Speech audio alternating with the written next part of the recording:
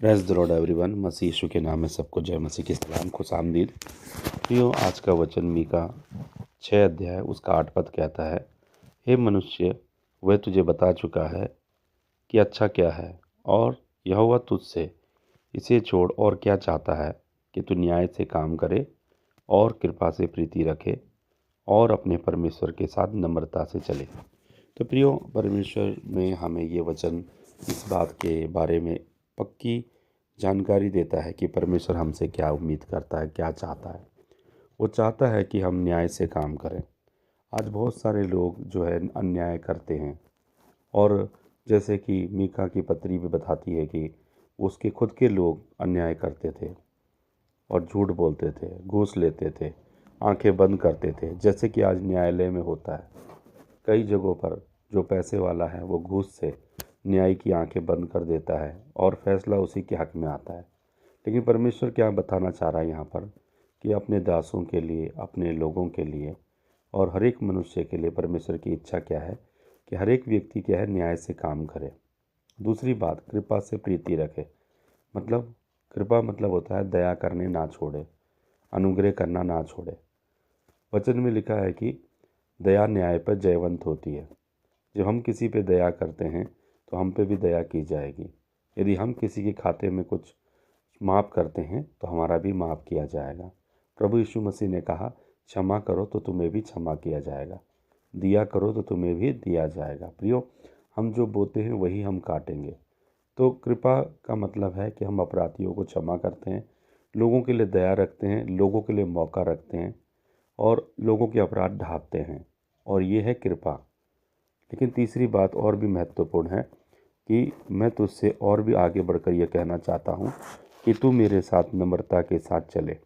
कई बार जब हमारी इच्छा पूरी नहीं होती तो हम जुझला जाते हैं। परमेश्वर के साथ नम्रता की जगह में घमंड करते हैं, घमंड करके ढिठाई करते हैं, जैसे कि साउल ने किया था। सैमुएल का इंतज़ार नहीं किया और उसके 7 दिन के इंतज़ार करने के बाद लोगों को खुश करने के लिए उसने खुद ही होम बलि चढ़ाने चले गया, जो काम उसका था भी नहीं। वो राजा था, याजक का काम वो करने लग गया, और ये बात परमेश्वर के लेखे बुरी मानी गई और पूरी नहीं पाई गई, और इसलिए परमेश्वर ने उसे अपने राजा होने के लिए अयोग्य जाना। फिर हम देखते हैं कि परमेश्वर ने अमालेकियों का नाश करने के लिए उसे कहा था, लेकिन उसने क्या किया, अपने धन संपत्ति का लालच कर दिया, है ना। और क्या किया, उसने एक बहाना बनाया कि परमेश्वर, मैंने आपको बलिदान चढ़ाने के लिए भेड़ बकरियों को छोड़ दिया है, जबकि परमेश्वर ने कहा था कि सबको ख़त्म कर देना, सबको नष्ट कर देना, क्योंकि वो होम के लिए चुनी गई हैं, होम बलि होने के लिए चुनी गई है। तो प्रियो, ये एक बात थी, और परमेश्वर नहीं चाहते थे कि उनमें से कुछ भी रखा जाए या उसके हिस्से में बचाया जाए। लेकिन उसने क्या किया, परमेश्वर की बात सुनने से बढ़कर क्या किया, अपनी परमेश्वर को बलिदान चढ़ाना ज़्यादा महत्व दिया। तो परमेश्वर ने स्वयं किया, कहा है उसके लिए कि क्या परमेश्वर ऐसा परमेश्वर है कि बात के माने जाने से प्रसन्न होता है कि उसको होम बलि चढ़ाने से प्रसन्न होता है। तो कहने का मतलब है ये हठ है और ये जादू टोना कर दिया तूने। और परमेश्वर इस बात से क्या हुआ, उसके साथ में नाराज़ हुआ और उसको अयोग्य जाना। प्रियो, ये नम्रता का मतलब क्या है कि हर परिस्थिति में परमेश्वर के साथ वो व्यक्ति नम्र हो। अगर परमेश्वर ने किसी काम के लिए मना किया तो उसे करने के लिए वो जिद्दबाजी ना करे। एक ऐसा बच्चे के समान जो दूध छुड़ाई हुई माँ के गोद में रहता है, जैसे बच्चा, वैसा उसका मन, परमेश्वर ऐसा मन हमें चाहता है कि हालांकि माता दूध पिलाती है, लेकिन बाद में कभी माँ दूध भी नहीं पिला रही तो बच्चा माँ की गोद में रह करके सब्र करता है। तो सब्र करना मतलब होता है नम्रता। जब जवाब नहीं देना, झुंझलाना नहीं, और अपने ऊपर अन्याय होने पर भी प्रतिरोध नहीं करना। जैसे यूसुफ पर जब पोतीपर के घर में उस पर इल्ज़ाम लगाया गया तो उसने विरोध नहीं किया, सीधा जेल चला गया। हम देखते हैं कि उससे पहले यीशु मसीह के बारे में हम देखते हैं, प्रभु यीशु मसीह को अपराधियों ने कितना उस पर इल्ज़ाम लगाया, लेकिन उसने मुंह नहीं खोला। क्रूस पर कितना उसको सताया गया, कितना चिढ़ाया गया, कितना मजाक बनाया गया, लेकिन वो सहता रहा, मुंह नहीं खोला। जैसे भेड़ ऊन कतरने के समय, और भेड़ी भेड़ी भेड़ी जो है ऊन कतरने के समय और भेड़ जो है वध होने के समय चुप रहती है, वैसे ही उसने मुंह ना खोला, है ना। और ये है नम्रता कि परमेश्वर की इच्छा पूरी हो। स्वयं प्रभु यीशु मसीह ने जब गतसमनी में प्रार्थना की और कहा, प्रभु हो सके तो मेरे से ये कटोरा हटा ले, ये समस्या हटा ले, ये परेशानी हटा ले, ये परीक्षा मुझसे हटा ले। 3 बार जब उसने प्रार्थना करी तब उत्तर नहीं मिला, तो उसने कहा कि प्रभु तेरी इच्छा पूरी हो। तो कहने का मतलब है नम्रता मतलब प्रभु की इच्छा के सामने समर्पण। उसमें हमने अपनी मत को लेके नहीं चलना। जब प्रभु यीशु की परीक्षा हुई तो शैतान ने कहा, कह दे पत्थर से रोटी बन जाए।